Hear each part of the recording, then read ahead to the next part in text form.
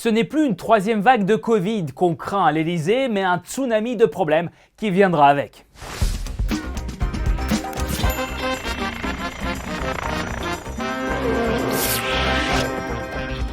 Salut, je suis Oleg Schomer et c'est le blog à part.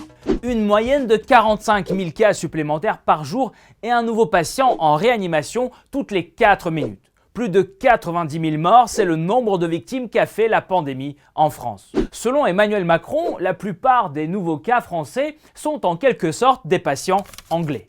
Car la troisième vague de la pandémie a commencé à cause du variant britannique, responsable à ce jour de 70% des cas.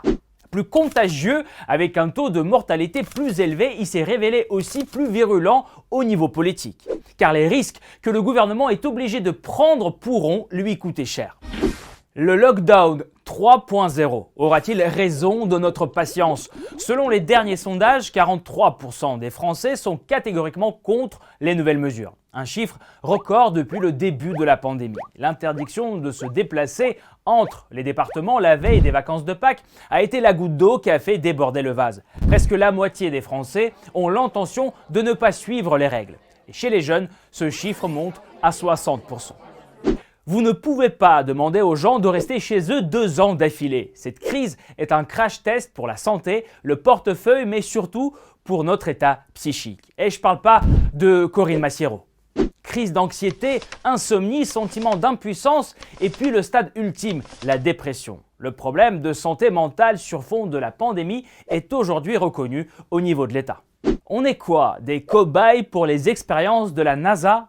Comme les 6 volontaires qui ont passé 1 an enfermés dans une chambre imitant un voyage sur Mars. Mais eux au moins, ils étaient payés.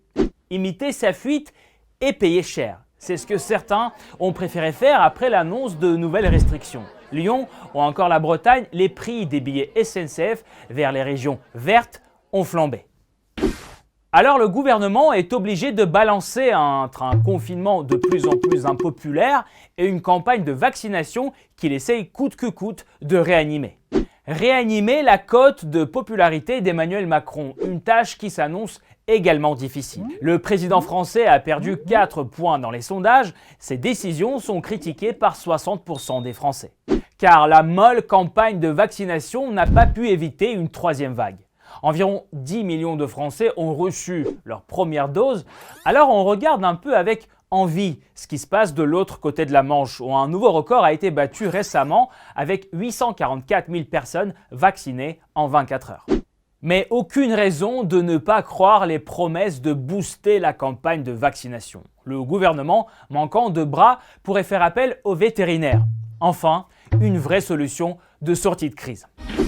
Que pensez-vous de ce nouveau lockdown? Est-il une solution en attendant l'immunité collective? Laissez vos commentaires, partagez l'épisode et n'oubliez pas de mettre vos likes. Ciao, bye.